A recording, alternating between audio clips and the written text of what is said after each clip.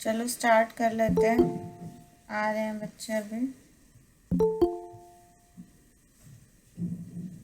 हाँ जी, यहाँ से शुरू करना है हमें। उपभोक्ता संरक्षण अधिनियम के गुड मॉर्निंग मैम। उपभोक्ता संरक्षण अधिनियम के आप सब अपना माइक ऑफ रखिए प्लीज। गुड मॉर्निंग सबको। अब क्लास स्टार्ट हो रही है। आज ये चैप्टर यस खत्म मैम, करना है थैंक यू हमें, मैम। ठीक है। सब सपोर्ट मटेरियल लेकर बैठे हैं। Yes ma'am. चलो ठीक है। हाँ, अब हम यहाँ से शुरू करना है हमें। उपभोक्ता संरक्षण अधिनियम के दो पहलू। तो आपको पता है उपभोक्ता संरक्षण अधिनियम कब निकला? मैंने आपको बताया था 1986 में, 1986 में आया था पहली बार। उसके बाद 2019 में इसमें संशोधन हुआ, ठीक है। क्यों करते हैं हम ये सब हम पढ़ चुके हैं पिछली क्लास में। जिन्होंने नहीं पढ़ा वो जो मैंने रिकॉर्डिंग भेजी हुई है आपको देखिए और पढ़िए बुक खोलकर। हाँ, उपभोक्ता को अपनी शिकायत अधिकारी से करने का अधिकार देता है और तत्काल निवारण की मांग कर सकता है। बेसिकली उपभोक्ता संरक्षण अधिनियम की वजह से क्यों इसलिए बनाया गया ताकि अगर कोई उपभोक्ता जो है कोई सामान खरीदता है और उसमें उसको कोई कमी नज़र आती है या वो इसके हिसाब से नहीं होता, अप टू मार्क नहीं है जो वो चाह रहा था, या उसमें उसको खाने से वो बीमार हो गया या उसकी किसी भी वजह से उसको नुकसान हो रहा है उससे और वो उससे संतुष्ट नहीं है, तो वो अपनी शिकायत जो है वो आगे किसी अधिकारी को कर सकता है और उसी समय उसकी जो मांग है या उसकी जो वो है परेशानी है उसको सुलझाया जाएगा। ये उपभोक्ता संरक्षण अधिनियम उसको ये अधिकार देता है। उपभोक्ता विनिर्माता द्वारा की गई लापरवाही की वजह से होने वाली किसी हानि अथवा क्षति के लिए हर्जाने का दावा भी कर सकता है। तो इसी उपभोक्ता संरक्षण अधिनियम के ही तहत उसको अगर कोई नुकसान हो रहा है या उसको कोई क्षति हुई या उसकी जान को खतरा हुआ तो वो उसके अगेंस्ट हर्जाना भी मांग सकता है। यह बात सभी वस्तुओं और सेवाओं पर लागू होती है। जैसे मान लीजिए कि कोई पंखा था, कोई स्विच खरीदा किसी ने और उसको उसने खरीदा, उसने प्रॉपर सही तरीके से लिया, पर उसके वजह से उसको करंट लगा और उसकी जान को खतरा हो गया, तो वो उसके अगेंस्ट उस कंपनी के ऊपर वो कर सकता है, दावा कर सकता है कि इसे मुझे हर्जाना देना पड़ेगा क्योंकि उसकी वजह से उसकी जान को खतरा हुआ। आई बात समझ? तो ये किसी भी चीज़ पर हो सकता है, किसी खाद्य पदार्थ पर भी हो सकता है, कोई खाने से आप यस मैम। बीमार हो गए आप उस पर भी कर सकते हो और किसी भी चीज़ के ऊपर आप पदार्थ के ऊपर कर सकते हो, ठीक है। अब ये हमें ध्यान रखना है कि ये उपभोक्ता संरक्षण अधिनियम के अंतर्गत आता हो। जैसे कानून बने होते हैं ना, उसी तरीके से इस अधिनियम के अंदर भी कानून होते हैं कि इसके लिए इतना हर्जाना मिलेगा, इस केस में इतना मिलेगा, इस केस में इतना मिलेगा, ठीक है। उपभोक्ता संरक्षण अधिनियम 1986 के तहत 6 उपभोक्ता अधिकारों को दिया गया। उपभोक्ता अधिकार वे अधिकार होते हैं जो कानूनी रूप से उपभोक्ता हितों की सुरक्षा के लिए प्रदान किए जाते हैं अथवा किए जाने चाहिए। बेसिकली ये वो अधिकार है, उपभोक्ता संरक्षण अधिनियम में कुछ अधिकार दिए गए हैं उपभोक्ता को, ठीक है, जिसका जो है पालन किया जाना चाहिए। आई बात समझ? समझ आ रहा है सबको ये यस चीज? मैम। ठीक है। उपभोक्ता संरक्षण अधिनियम क्यों बनाया गया, उसमें क्या होता है और उसके अंतर्गत कितने अधिकार आते हैं। इन अधिकारों की रचना ये सुनिश्चित करने के लिए की गई कि सभी उपभोक्ताओं को उचित गुणवत्तापूर्ण वस्तुएं और सेवाएं उचित कीमत पर प्राप्त हो, कि जो उसकी असल कीमत है और जितनी गुणवत्ता एक पदार्थ की होनी चाहिए वो उस हिसाब से मिले। इसीलिए अधिकार, जैसे कि आपको मौलिक अधिकार मिले हैं ना, क्योंकि आपके जो है मौलिक अधिकार जो आपको दिए गए हैं उनका पालन सही तरीके से इसीलिए दिए गए हैं कि आपके अधिकारों का हनन ना हो। इसीलिए एक उपभोक्ता के तौर पर आपको उपभोक्ता अधिकार दिए गए हैं ताकि आपका हनन ना हो, आपको कोई नुकसान उससे ना हो, कोई आपके साथ गलत नहीं कर पाया एक उपभोक्ता के तौर पर। आई बात समझ? यस हाँ मैम। या ना? देखो अब जल्दी जल्दी करेंगे क्योंकि हमारा कोर्स बहुत धीरे धीरे चल रहा है, फिर रिवीजन भी करनी है हमें। सुरक्षा का अधिकार, पहला अधिकार क्या है? सुरक्षा की। अगर हमें किसी भी पदार्थ को खरीदने से या उसके सेवन करने से या उसका प्रयोग करने से हमें कोई नुकसान ना, तो ये किस अधिकार के अंतर्गत आता है? सुरक्षा के अधिकार। आई बात समझ? सुरक्षा यानी कि आपको किसी तरीके की हानि ना हो। कोई पदार्थ के लिए आप एक तो पैसे दे रहे हो और उसके बावजूद आपको क्या हो रहा है? जान को खतरा हो रहा है, तो ये अच्छी बात नहीं है। ठीक है, ये वाला समझ आ गया, सूचना का सुरक्षा का अधिकार। Yes, ma'am. Yes, ma'am. दूसरा है सूचित किए जाने का अधिकार। सूचित किए जाने का अधिकार यानी कि आप अगर उस पदार्थ के बारे में कोई भी जानकारी लेना चाहते हो तो आपको ये पूरा अधिकार है कि आपको वो जानकारी दी जाए। क्लियर है ये चीज? Yes, ma'am. Yes, ma'am. तीसरा चयन का अधिकार। चयन का अधिकार यानी कि आप जो पदार्थ खरीदना चाह रहे हो, आपको वो पदार्थ चूज करने के लिए आपको खुली छूट हो। ये नहीं है कि आपको कोई जबरदस्ती, आपको चाहिए कुछ और पर आपको वो ना देकर कोई जबरदस्ती दूसरी चीज देने की कोशिश कर रहे हैं। तो पूरा आपका अधिकार है कि आप अगर किसी दुकान पर जाते हो, आप अपनी पसंद की चीज मांगते हो, अगर आपको वो पसंद नहीं आती तो आप वो ना खरीदो। ये आपके पास पूरा अधिकार है अपनी पसंद की चीज ही लेने का।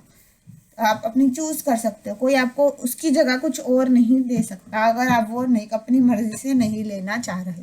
क्लियर है ये चीज? चयन का अधिकार। Yes. ठीक है, फिर है सुने जाने का अधिकार। अब सुने जाने का अधिकार का क्या मतलब होता है कि आप जो बात कर रहे हो उस पदार्थ के बारे में, वो आपकी सुनवाई हो। आप अगर किसी अधिकारी को वो बात की कंप्लेंट कर रहे हो तो आपको पूरा अधिकार है कि आपकी बात सुनी जाए। ठीक है, आपकी बात को नजरअंदाज ना किया जाए। आई बात समझ? Yes, ma'am.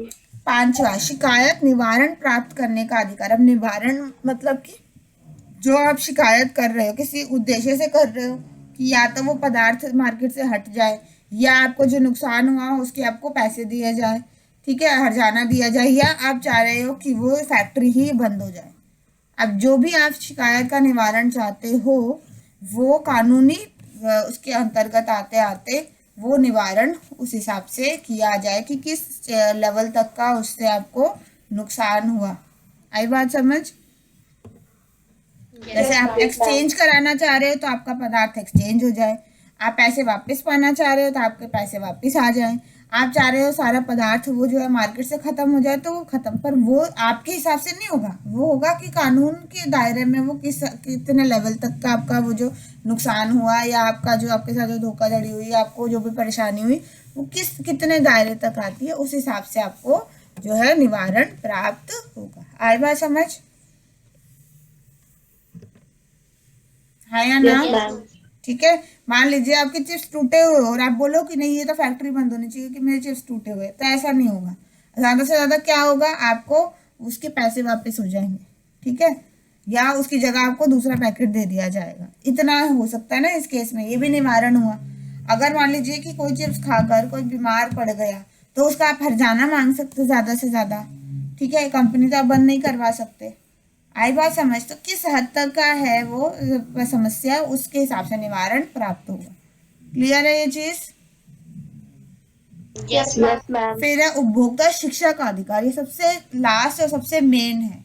उपभोक्ता शिक्षा का अधिकार यानी कि अगर कोई उपभोक्ता अपनी शिक्षा कराना चाह रहा है इस फील्ड में, उपभोक्ता से संबंधित कोई भी जानकारी लेना चाह रहा है कि मेरे क्या अधिकार हैं, मेरे क्या जिम्मेदारियां हैं, मुझे अगर कंप्लेंट करनी है मैं कहाँ करूं, ये जो अपनी शिक्षा उपभोक्ता के तौर पर वो लेना चाह रहा है वो किसके अंतर्गत आती है? उपभोक्ता शिक्षा अधिकार।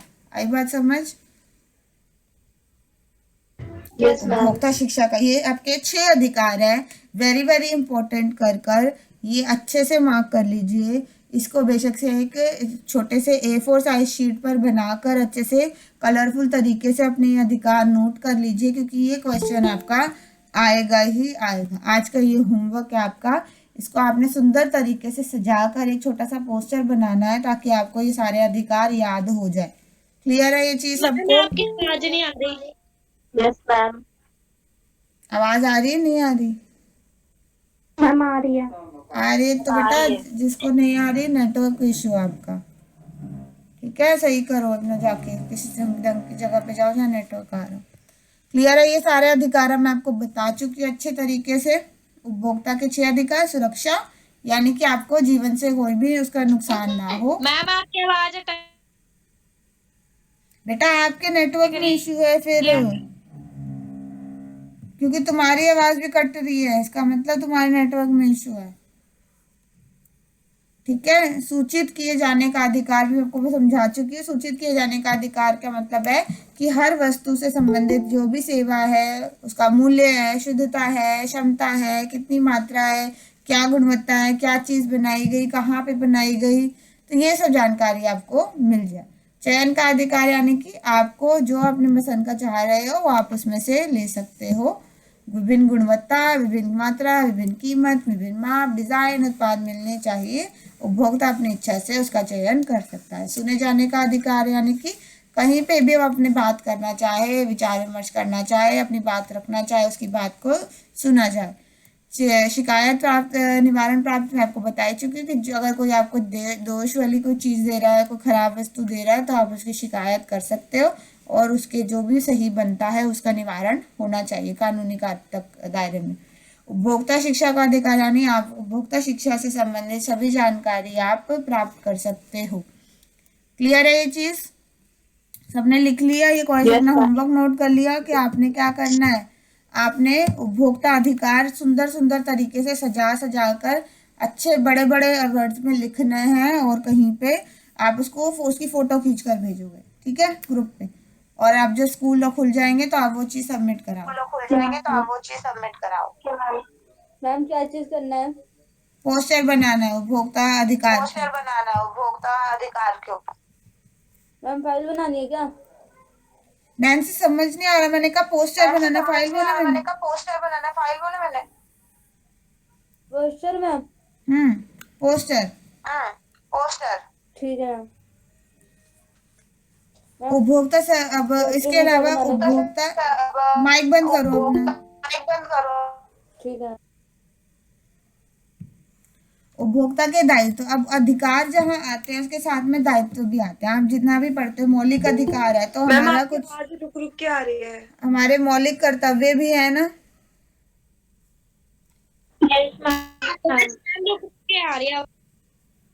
सबको कट के आ रही है, सबको कट के आ रही है। Yes ma'am. Yes ma'am. Yes ma'am. एक मिनट,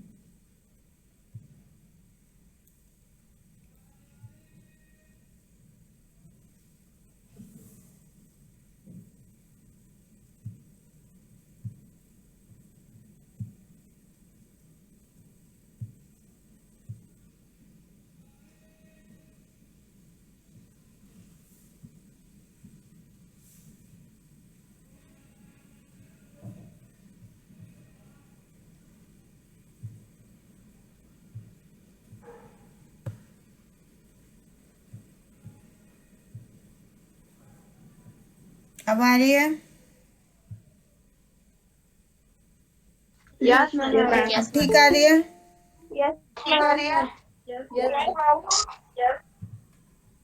चलो, हाँ जी, क्या बता रही थी मैं आपको? हाँ, कि जिस तरीके से आपको कुछ अधिकार मिलते हैं पोस्टर बनाने के लिए उपभोक्ता हाँ वो तो मैंने उसके बाद में बोल रही हूँ, जिस तरीके से आपको कुछ अधिकार मिलते हैं उसी तरीके से आपको कुछ कर्तव्य भी होते हैं। सिर्फ अधिकार मिल जाना काफी नहीं होता ना, कि आपको सारे अधिकार मिल जाएं पर आप अपनी जिम्मेदारियां नहीं निभाओगे। तो इसीलिए अधिकार जहाँ मिलते हैं वहां पे कुछ आपके दायित्व भी होते हैं, कुछ उत्तरदायित्व होते हैं। तो उपभोक्ता के कुछ कर्तव्य भी होते हैं, ठीक है। अधिकारों के साथ साथ उपभोक्ता के खुद के भी करने की कुछ चीजें होती हैं। अब ये उपभोक्ता के कर्तव्य भी बहुत इंपॉर्टेंट है, इसको भी वेरी वेरी इंपॉर्टेंट करके लिख लीजिए। आपको क्वेश्चन इसी तरीके से आता है, उपभोक्ता के 3 दायित्व बताइए और 3 अधिकार बताइए, ठीक है, इस तरीके से आ जाता है। तो 3 नंबर का क्वेश्चन की एक आधा नंबर अधिकार का, आधा नंबर आपका कर्तव्य का, ठीक है। आई बात समझ? तो इसीलिए आपको उपभोक्ता के अधिकार के साथ साथ उपभोक्ता के कर्तव्य भी पता होना जरूरी है। क्लियर है? अब हम अधिकार के बाद हम कर्तव्य समझते हैं कि उपभोक्ता के अब खुद की जिम्मेदारी क्या बनती है उपभोक्ता के तौर पर। तो उपभोक्ता सरकार द्वारा बनाए गए विभिन्न कानूनों के बारे में अपनी जानकारी बढ़ाता रहे। अब उपभोक्ता तभी अपने अधिकारों की प्राप्ति कर सकता है जब उसे वो अधिकार पता होंगे, है ना। तो इसीलिए जो कानून में उसके अधिकार है या उससे संबंधित जो भी सरकार ने कानून बनाए हैं उपभोक्ता से संबंधित, उसको चाहिए कि उसके बारे में जानकारी अपने पास रखे, प्राप्त रखे। क्लियर है? तो पहला दायित्व क्या है? अपने आप को शिक्षित करने का, अपनी जानकारी सही रखने का। ठीक है, तो ये एक उसकी जिम्मेदारी है उपभोक्ता की। दूसरी जिम्मेदारी क्या है?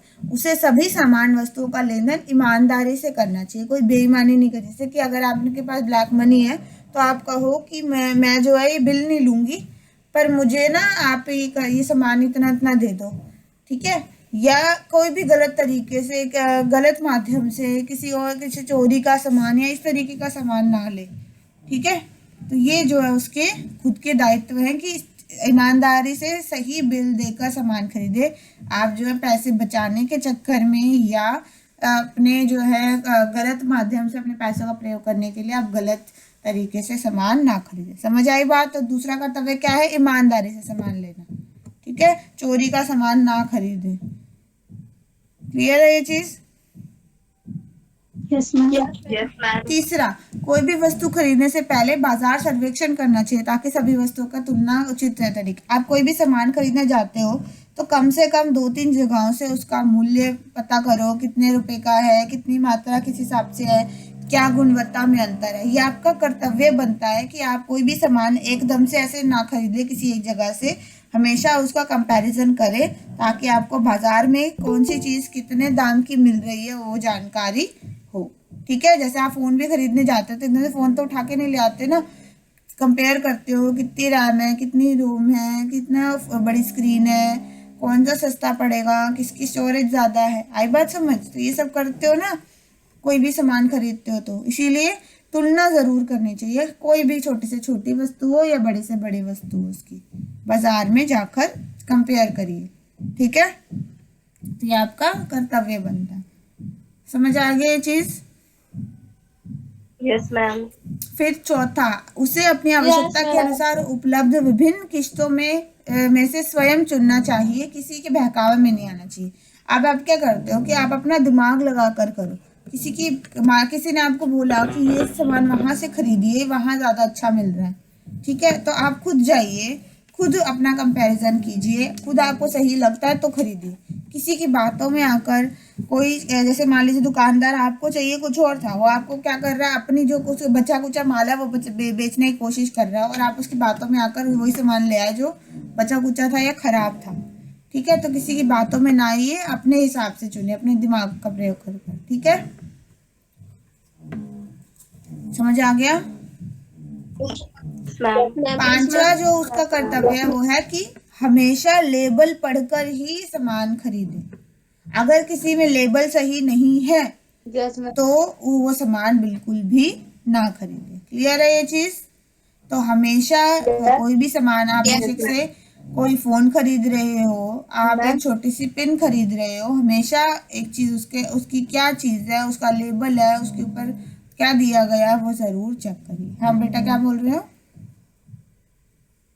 मैम जैसे कि मैम कुछ सामान खरीद रहे हम जाते हैं, मैम कुछ भी सामान खरीद रहे उस पर लेबल नहीं लगा तो मैम वो खरीद सकते कि नहीं? नहीं खरीदो ना, फिर आप लेबल वाला सामान खरीदिए। जैसे आप मान लीजिए कलर लेकर आते हो, आप लेबल उतार दिया उसके ऊपर से, अब आपको कैसे पता कि उसका असल में कीमत कितनी है? लेबल पे लिखा होता है ना कहाँ बना, क्या कीमत है। तो अगर किसी पदार्थ में लेबल ही नहीं है तो आप कहाँ कंप्लेंट करोगे, किसकी कंप्लेंट करोगे खराब निकला तो?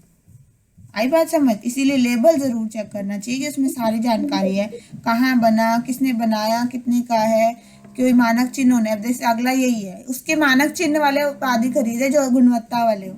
अब लेबल ही नहीं होगा तो मानक चिन्ह कहाँ होगा? उस पे नहीं होगा। तो इसीलिए लेबल देखो, उसके साथ साथ उस पे देखो कि इसमें मानक चिन्ह जरूर हो, और जिसपे ना हो वो पदार्थ बिल्कुल भी ना खरीदे। समझ आई बात? ये आपके अधिकार हो, यस मैम। सॉरी आपके कर्तव्य है। खरीदते समय वस्तु का पक्का बिल जरूर ले। कागज पर लिखकर कच्चा बिल मत लीजिए, पक्का बिल हमेशा लेकर आइए।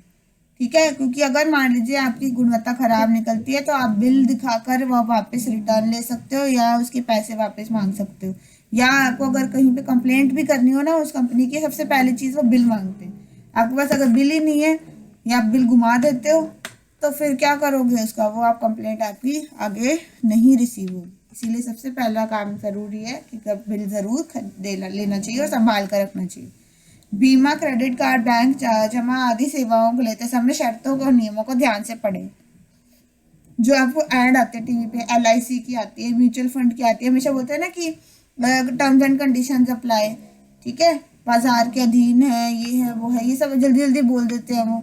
तो इसीलिए क्या है कि आप सारी जितनी भी उससे संबंधित जानकारी है वो सब पहले ही ध्यान से पढ़ो और तभी अपनी मर्जी की जो आपको सही लगती है वही पॉलिसी खरीदो। ठीक है, आई बात समझ? हाँ या ना? Yes ma'am. ठीक है, आपको पॉलिसी, जैसे मैं बता रही हूँ ना, पॉलिसी आप खरीद, आपको जीवन बीमा खरीद रहे हो, अब उसमें कंडीशन है कि अगर किसी का एक्सीडेंट हो जाता है तो उसको जीवन बीमा नहीं मिलेगा, आपने पढ़ा ही नहीं।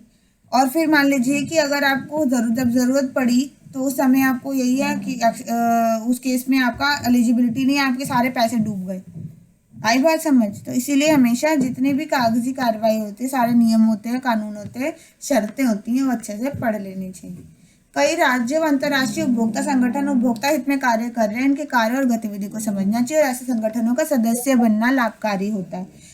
उपभोक्ता शिक्षा या उपभोक्ता कामों से रिलेटेड उपभोक्ता के हितों के लिए जौन सी कंपनियां, जौन सी सरकारी एजेंसी या NGO भी हैं काम कर रहे हैं, उनके बारे में जानकारी ज़रूर रखनी चाहिए और अपने आप को इसके बारे में शिक्षा देनी चाहिए और इन हो सके तो इन संगठनों का हिस्सा भी बनना चाहिए। ठीक है, अभी हम पढ़ेंगे कौन कौन से संगठन है, तो वो सब है। क्लियर है ये चीज़? यस अब सबसे इम्पोर्टेंट चीज इस चैप्टर में जो है वो है मानक चिन्ह। आपको ये सारे मानक चिन्ह बनाने आने चाहिए। ठीक है, ये ISI का मानक चिन्ह है, इसका 5 बार एक मानक चिन्ह अपनी कॉपी में बनाएंगे। और तो दूसरा होमवर्क आपका यही है, एक तो चार्ट बनाना है अपने उपभोक्ता अधिकार पे, दूसरा आपने ये मानक चिन्ह बनाने हैं 5 बार। ठीक है, अपनी कॉपी में सही तरीके से, बिल्कुल एग्जैक्ट ऐसे ही जैसे आपकी इसमें बने हुए। क्लियर है? ये ISI का चिन्ह है। Okay ma'am. और ये चिन्ह कौन से पदार्थों पर मिलता है? ISI का चिन्ह किस पे मिलता है? पानी की बोतल पर, पंखे पर, कुकर पर, स्टोव पर, इन सब चीज़ों पर। ठीक है, स्विच के ऊपर, आपके जो इलेक्ट्रिकल स्विच होते हैं इनके ऊपर मिलते हैं।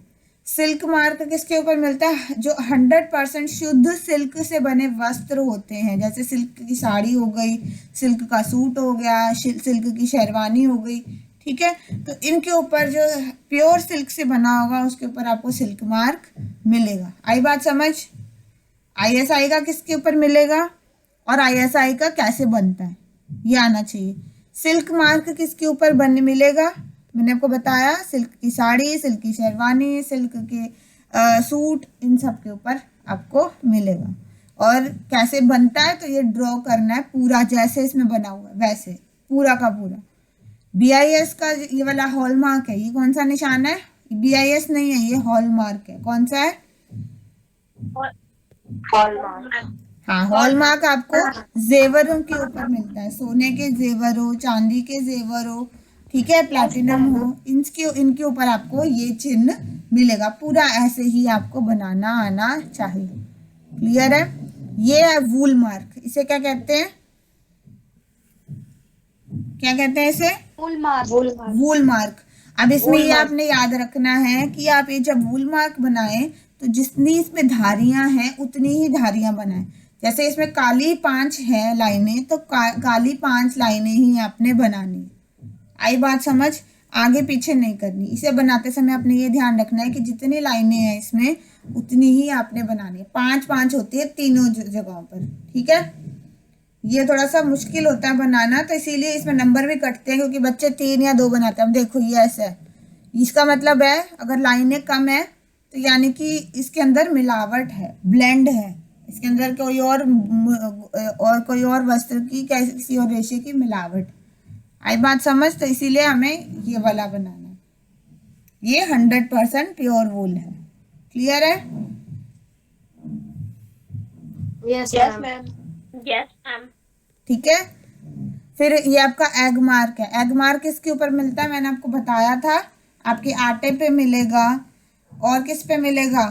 मसालों पर मिलता है, घी पर मिलता है, ठीक है। इन सब पे क्या मिलता है? एग मार्क मिलता है। ये अपनी बुक, ये इसमें सही नहीं है, अपनी बुक में से देखकर सही वाला बनाना, ठीक है। इसके बाद ये है eco mark. Eco mark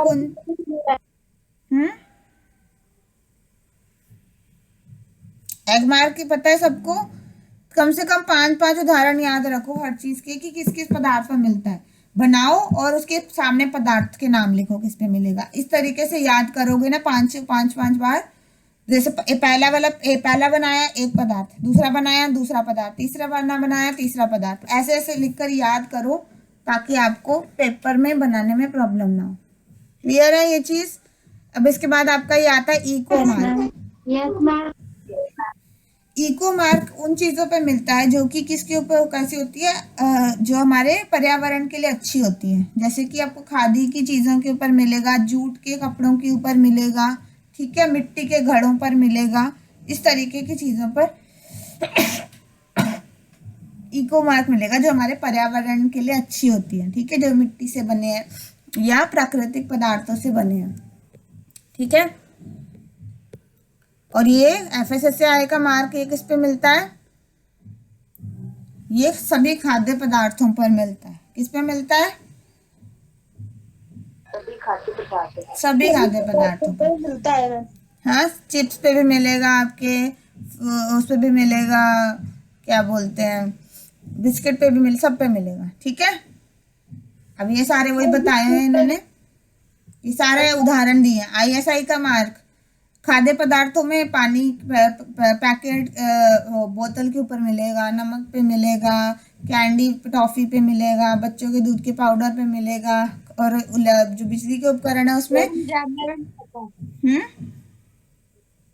jam में नहीं, जो आपका दिया है बस वो याद रखो, अपना दिमाग मत चलाना प्लीज। गलत आंसर नहीं लिखना अपने अपने हिसाब से, गलत लिख कर आ जाते हो, फिर आप नंबर कटते हैं। बुक में जो दिया है ढूंढो और उसको सही वाले को याद करो, ठीक है।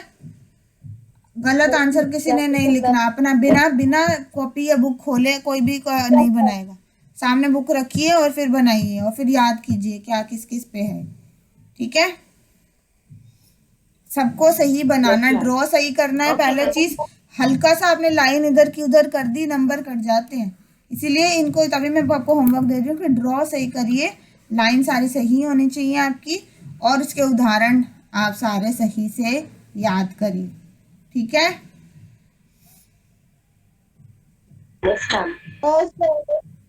सारे याद करने मैं आपको बता चुकी हूँ। वैसे वूल मार्क किस पे मिलता है? ऊनी वस्त्रों पे मिलता है। ऐसे FSSAI किस पे मिलता है? सभी खाद्य पदार्थों पे मिलता है। एग मार्क किस पे मिलता है? घी, मक्खन, तेल, आटा, बेसन, मसाले, इन सब पे मिलता है, ठीक है। ISI किस पे मिलता है? साबुन, प्रेशर कुकर, डिटर्जेंट, कागज, सीमेंट, इन सब पे मिलता है। और खाने में टॉफी, दूध का पाउडर, पानी की बोतल, ठीक है।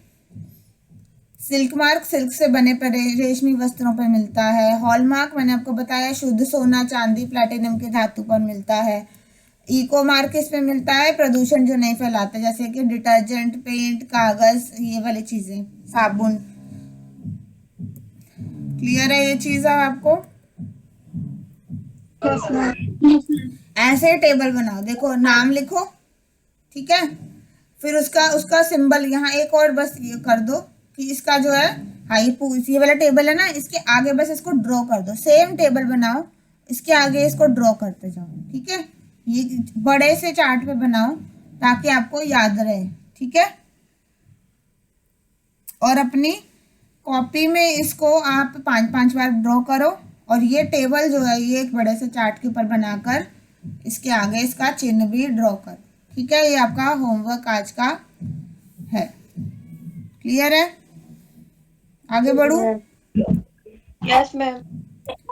अब उपभोक्ता संगठन क्या कार्य करता है? उपभोक्ता संगठन जो है, एक मिनट यहाँ से रह गया, उपभोक्ता के हितों की रक्षा करने वाले मानक ब्यूरो BIS तथा विपणन और निरीक्षण निदेशक भारत सरकार जैसे वैधानिक, अर्ध सरकारी और गैर सरकारी निकायों के अतिरिक्त सरकार द्वारा केंद्र और राज्य स्तरों पर संरक्षण, अभी कई सारे संगठन बनाए गए हैं उपभोक्ता संगठन, जो कि या तो भारत सरकार के चलाए गए हैं, जैसे कि भारत सरकार का कौन सा है, भारतीय मानक ब्यूरो, ठीक है।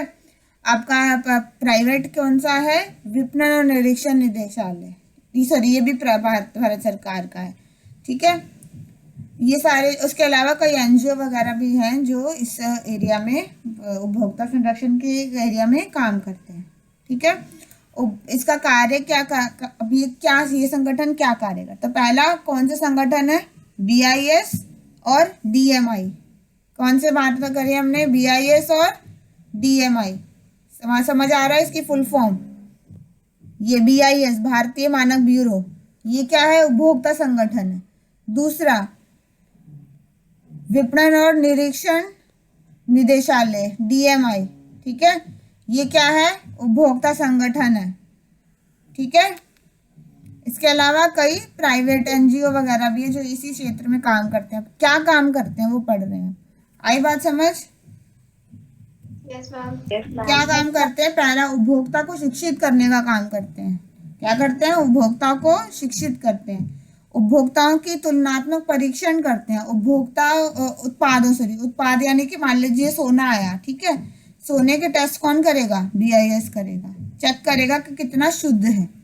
क्लियर है ये चीज, तो ये इसकी परीक्षण भी करने का कार्य करता है। हानिकारक और असुरक्षित उत्पादों के बारे में उपभोक्ता को जागरूक करता है। अगर कोई बाजार में कोई हानिकारक और असुरक्षित पदार्थ है जो बिक रहा है तो उसके बारे में लोगों को जागरूक भी करता है कि ये पदार्थ हानिकारक है, इसका सेवन ना करें। आई बात समझ। Yes, ma'am. उपभोक्ताओं के लिए नए वैधानिक प्रावधानों के बारे में जानकारी का प्रचार करता है। अगर सरकार ने कोई नए प्रावधान या नियम बनाए हैं लोगों को उसके बारे में भी बताता है और उसका भी प्रचार करता है। कानूनी सलाह देना और पैरवी करना, अगर किसी को कंप्लेंट करनी है और उसके पास कोई जरिया नहीं है किसी लॉयर को लेने का तो उनको कानूनी सलाह भी देता है, ठीक है। आई बात समझ। उपभोक्ताओं की शिकायतों का निपटान करने में मदद करता है। अगर किसी को कोई शिकायत है तो उसका निपटान करने में भी ये बहुत इंपॉर्टेंट मदद करता है। सतर्कता समूह के रूप में कार्य करता है। सतर्कता वही है क्योंकि लोगों को जागरूक कर रहा है तो लोगों को सतर्क भी कर रहा है, सतर्कता समूह के रूप में भी कार्य करता है। जनसभाओं को आयोजित करके पत्र पत्रिकाएं छपाकर उपभोक्ता जागरूकता, सशक्तिकरण और उपभोक्ता आंदोलनों को प्रमुख निभाता है। ये सब एक तो हो गया कि न्यूज में दे रहा है, लोगों को बता रहा है जा जाकर। दूसरा है कि पत्रिकाओं में भी छापता है, ये न्यूज़पेपर में अपनी खुद की मैगजीन भी निकालता है जिसमें लोगों को उनके अधिकार के बारे में, कौन कौन से आंदोलन हुए, कितने फायदेमंद हुए, किसने कब किया, ये सब भी उसके बारे में बताता है। ये सारे जो है ये प्राइवेट वो हैं जो उपभोक्ता संगठन चले, ठीक है। कंज्यूमर वॉइस हो गया, इनसाइट हो गया, ये सारी पत्रिकाएं हैं जो कुछ जो हैं अपने संगठन, जो हमारे उपभोक्ता संगठन है वो छापते हैं, ठीक है, लोगों को जानकारी देने के लिए और इस क्षेत्र में क्या क्या काम हुए वो। ये देखो, ये आपका इम्पोर्टेंट, वेरी इंपॉर्टेंट कर लो। भारत में वॉइस दिल्ली, भारत में वॉइस दिल्ली, ठीक है, ये सारे NGO हैं, ठीक है। भारत में CERC अहमदाबाद में, अमेरिका में उपभोक्ता संघ है, इंग्लैंड में उपभोक्ता संघ है, ऑस्ट्रेलिया में ऑस्ट्रेलियाई उपभोक्ता संघ है। अभी कौन सी पत्रिका करता है, वॉइस जो है वो पत्रिका कौन से नाम से छापता है, कंज्यूमर वॉइस के नाम से। जो CERC है वो किसके नाम से छापता है, इनसाइट। ये देखो जिस फोटो छापी हुई है ना, ये वाली, ये वॉइस है, ये संगठन है और इसने पत्रिका जो छापी है वो ये रही पत्रिका, ठीक है। इसमें सारी जानकारी देते हैं लोगों को। इनसाइट है, ये CERC ने जो छापी वो कौन सी है, ये जो CERC है, इसने कौन सी छापी, ये वाली पत्रिका छापते हैं जिसमें लोगों को जानकारी देते हैं। क्लियर है ये चीज, हाँ या ना। एक एक नंबर का क्वेश्चन आ सकता है। नाम लिखो, भारत में जो है 2 संगठनों के नाम लिखो, तो क्या लिखोगे, वॉइस और CERC, ठीक है। कौन सी पत्रिका छापता है, कंज्यूमर वॉइस और इनसाइट। क्लियर है, हाँ या ना। अगला आपका है उपभोक्ता अध्ययन क्षेत्र में। अब अगर आपको जीविका बनानी है तो आपको कौन कौन से कौशल चाहिए? पहला है उपभोक्ता जागरूकता के लिए कार्यक्रम, विज्ञापन, वार्ताओं के लिए सृजनात्मकता, कि आपके अंदर ये चीज हो, कौशल होना चाहिए कि लोगों के साथ बात कैसे करनी है, उपभोक्ता की जरूरत है, कार्यक्रम कैसे छापने हैं, कार्यक्रम कैसे बनाने हैं और विज्ञापन कैसे निकालने हैं। ठीक है। दूसरा कौशल होना चाहिए अच्छा श्रोता होना। बेटा ये शिवानी माइक ऑफ करो अपना माइक ऑफ करो। ले ले मेरी छोटी सी जान। बेटा माइक ऑन करके आप लोग पढ़ाई पे ध्यान ही नहीं है, इधर उधर लगे। ऐसे पढ़ाई होती है क्लास में? अगर ऐसे बैठोगे आप सुन ही नहीं रहे हैं, अपने काम में बिजी हैं। मैं यहाँ पे अपना काम छोड़ के ही पढ़ा रही हूँ ना, मैं कहीं बैठ के कोई काम करते करते थोड़ी ना पढ़ा रही हूँ। तो आप भी थोड़ी देर ध्यान से फोकस करके पढ़ेंगे तभी तो समझ आएगा।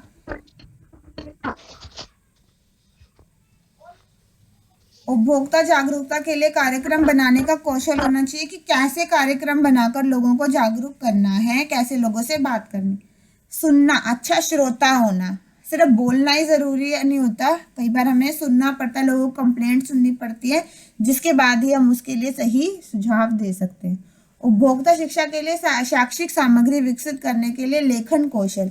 आपने लोगों को एजुकेट करना है, लोगों को जागरूक करना है। अब हर बार एक एक के घर जा जाके बताना तो कोई पॉसिबल नहीं है, तो आपको लिखना भी पड़ेगा। आपको शैक्षिक सामग्री तैयार, जैसे पोस्टर मैं आपको बोल रही हूँ, जैसे मैगजीन बोल रही हूँ, तो ये सब छापनी भी आनी चाहिए, कैसे इसमें लिखा जाता है वो भी आना चाहिए। उपभोक्ता उत्पादों के परीक्षणों की रिपोर्टिंग करके और उसके साथ ही उपभोक्ताओं व जनता की सहायता करने की इच्छा शक्ति होना।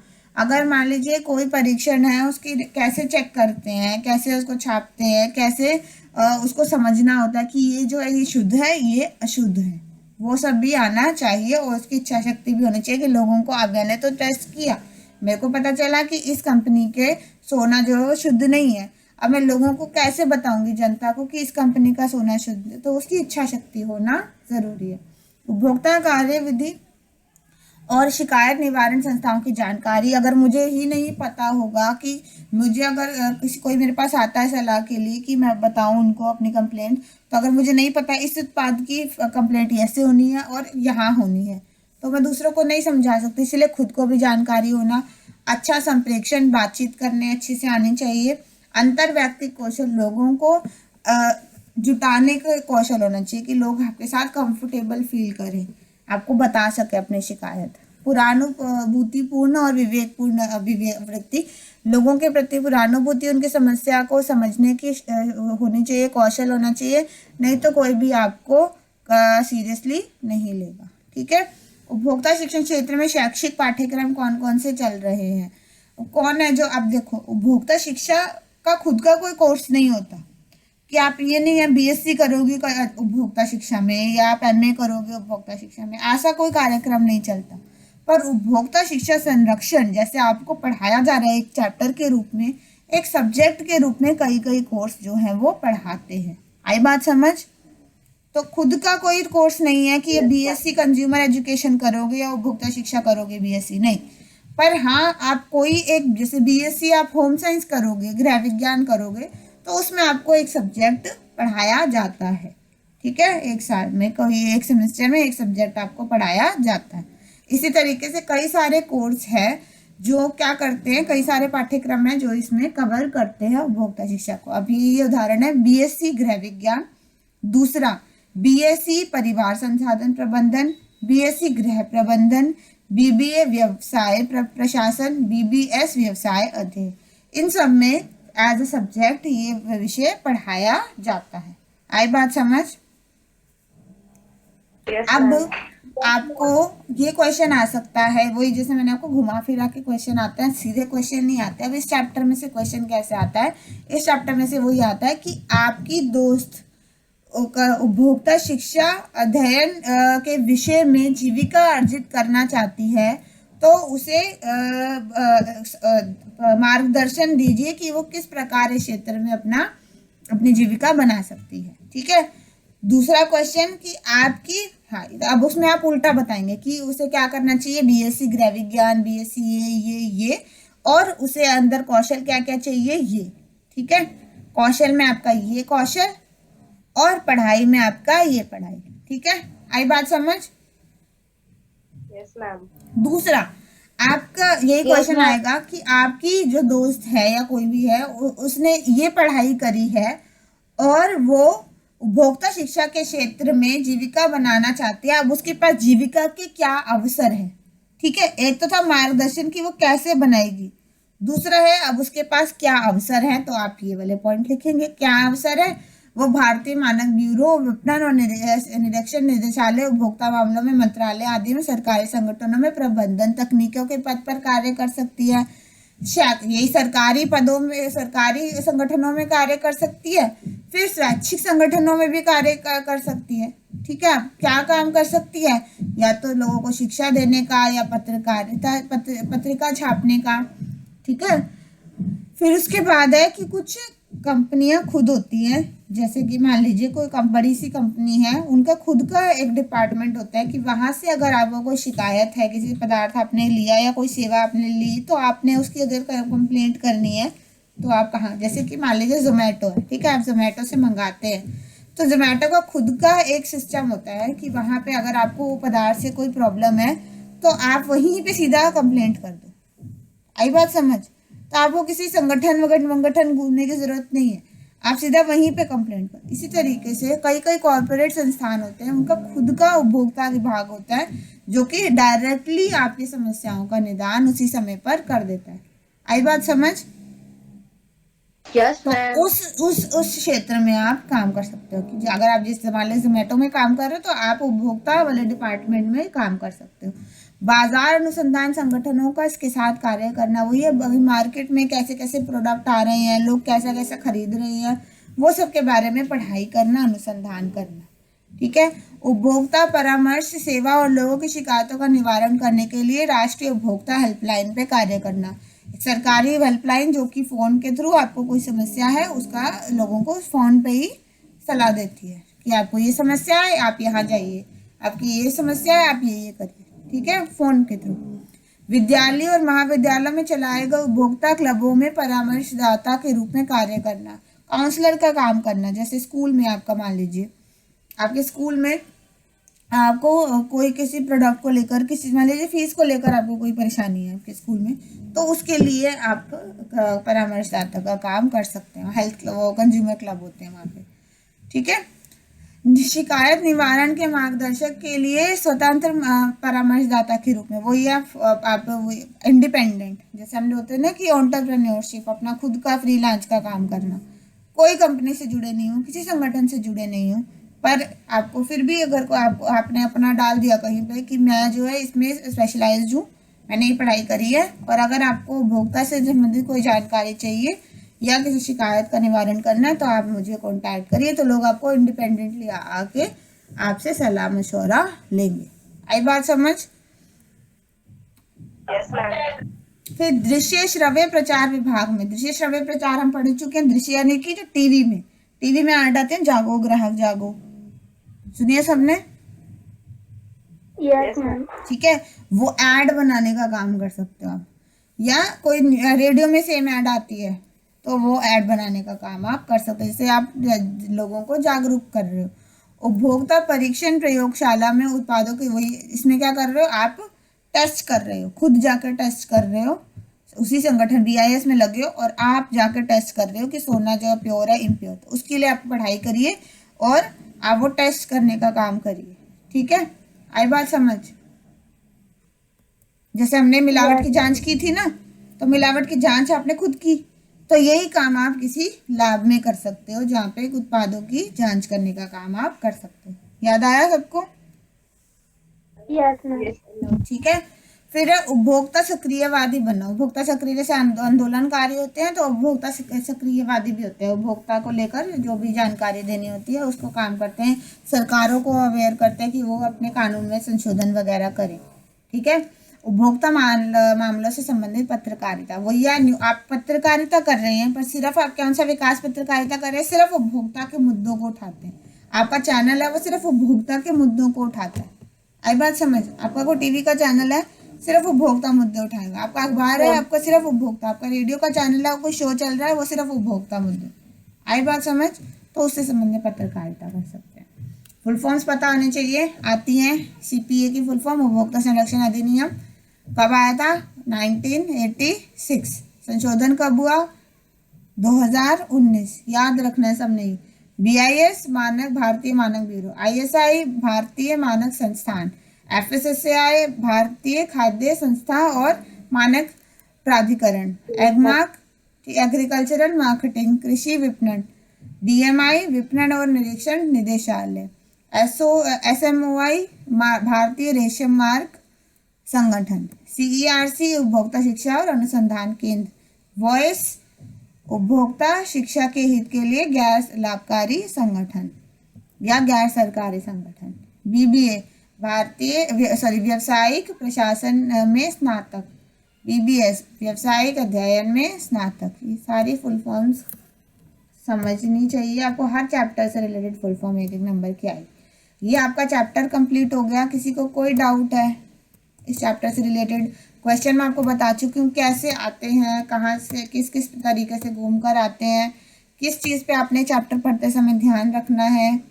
क्लियर है चीज़ आपको? मैंने साथ के साथ आपको बता दी है। अगर इसके बाद भी आप पढ़ते नहीं हैं ये चीज़, याद तो आपको खुद करनी है, याद तो मैं नहीं करा सकती।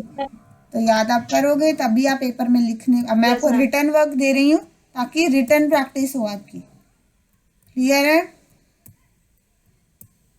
होमवर्क जो मैं दे रही हूँ हर क्लास में ज़रूर करिए ताकि आपको लिखने की प्रैक्टिस हो। ऑब्जेक्टिव पेपर नहीं है। लॉकडाउन आपका अगले महीने तक ख़त्म हो जाएगा, उसके बाद सारे केसेस नॉर्मल और आपके मार्च में पेपर होंगे 100% गारंटी। तो इसीलिए ये सोचकर मत बैठिए कि अब तो लॉकडाउन लग गया, स्कूल बंद हो गए, अब तो पेपर ख़त्म। नहीं होंगे। पहले भी एक बार लग चुका है पर पेपर हुए फर्स्ट टर्म के, सेकंड में भी जल्दी आ गया। तो आपके पेपर के टाइम तक सब कुछ नॉर्मल हो जाएगा, तो सब कुछ होगा, पेपर होंगे। मार्च नहीं तो अप्रैल में पेपर होंगे। ठीक है? Okay ma'am. कब होगा? Yes ma'am. अटेंडेंस बोलिए। होगा। मैम कौन सी? पहले 12th आई वाले बोल दो क्योंकि कम बच्चे हैं उसमें।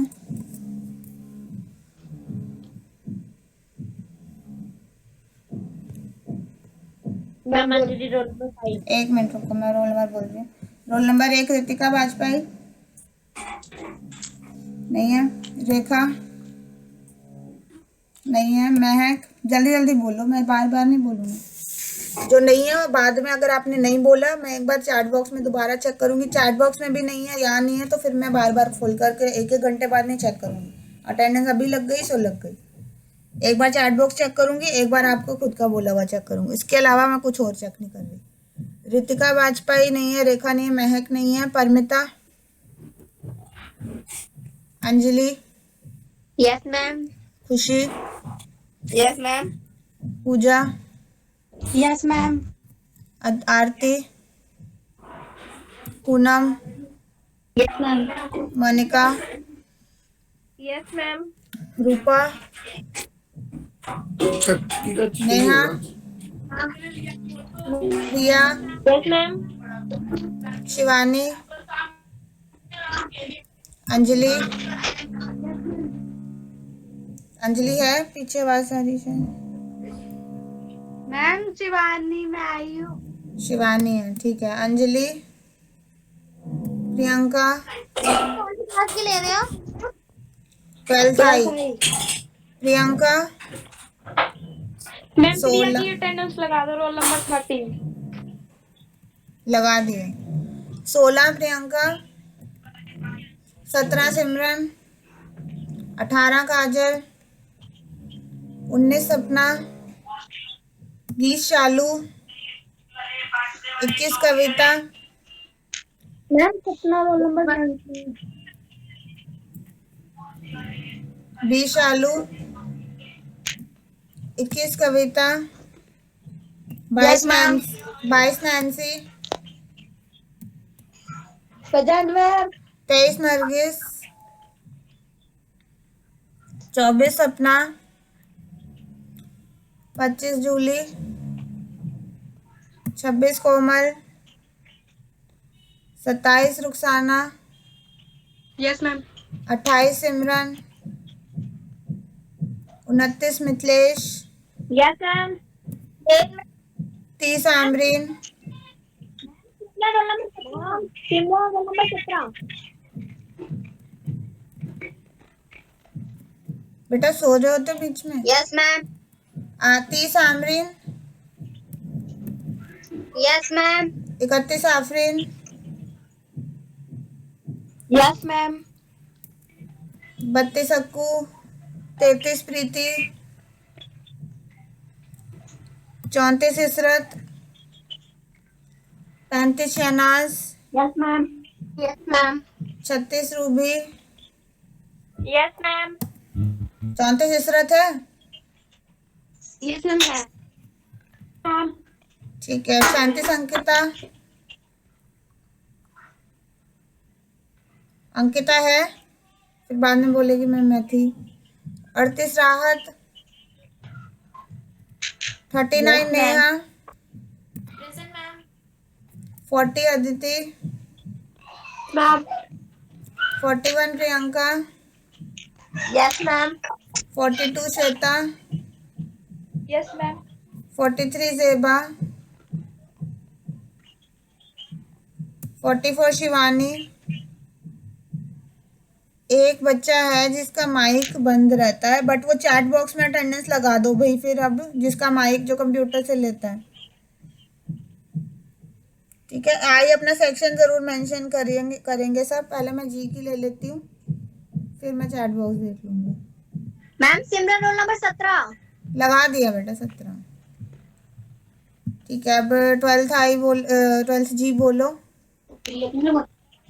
मैम सिमरन रोल नंबर 17 नहीं लगा लगाया है दी आपने। लगा दी, देख लो पहले। मैम नेहा का भी नहीं लगाया आपने। क्या हो रहा है? तूने तो पढ़ी नहीं अपनी, अभी आई नहीं हमारी क्लास की। क्या हो रहा है?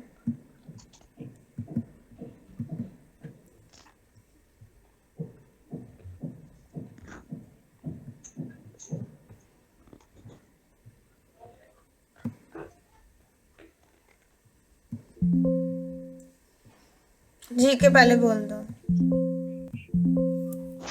क्या हो रहा है?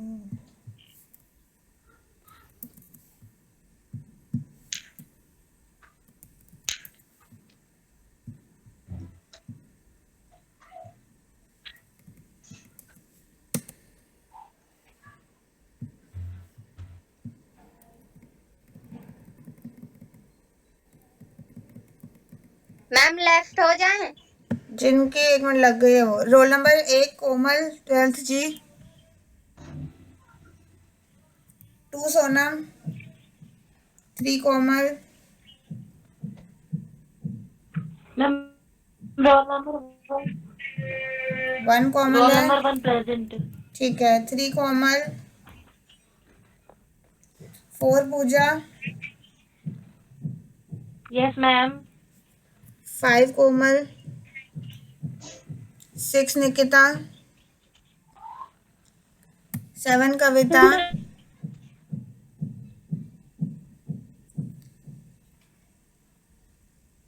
7 कविता नहीं है, 8 Afsana,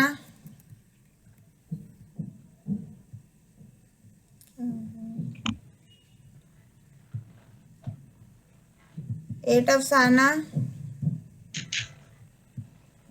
9 Namrata, present ma'am. 10 Nitika, present ma'am.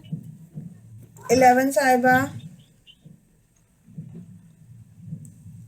12 Shalini,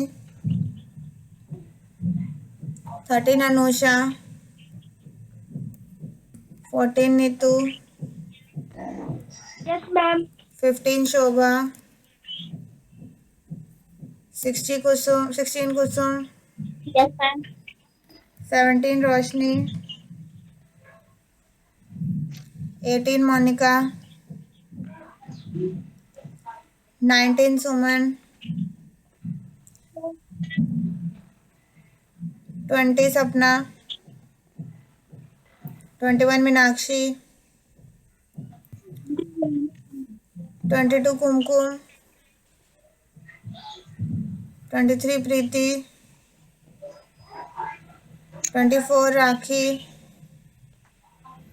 25 Chanchal, yes ma'am. 26 Sonali, 27 Ruma, 28 Asha, 29 पूजा,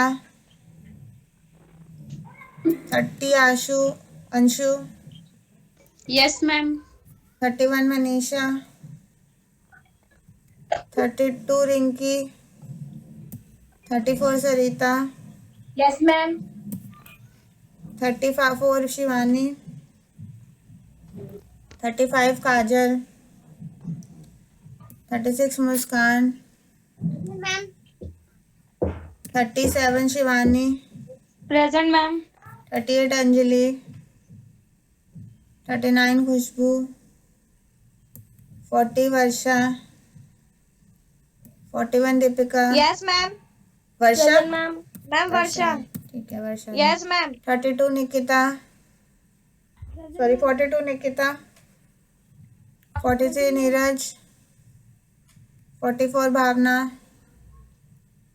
45 Aanchal, 46 Shaheen, yes ma'am.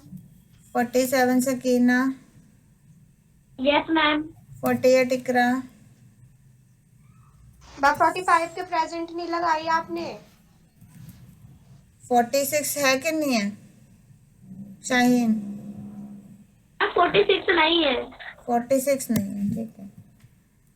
Ma'am 48 42 की प्रेजेंट नहीं लगी है। 48 इकरा नहीं है। 49 मुस्कान। 19। बेटा पहले यहाँ आ गई हूँ मैं, पहले ये लगाऊं फिर मैं बाद में करूँगी। 49 मुस्कान, 50 प्रीति, प्रेजेंट मैम।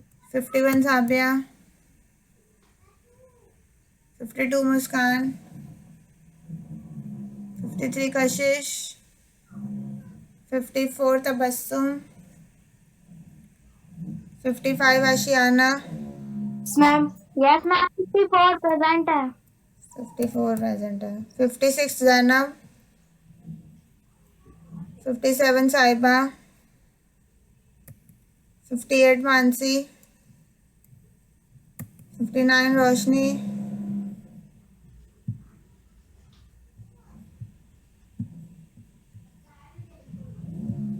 59 रोशनी, 60 जैसलीन, जैसलीन नहीं है।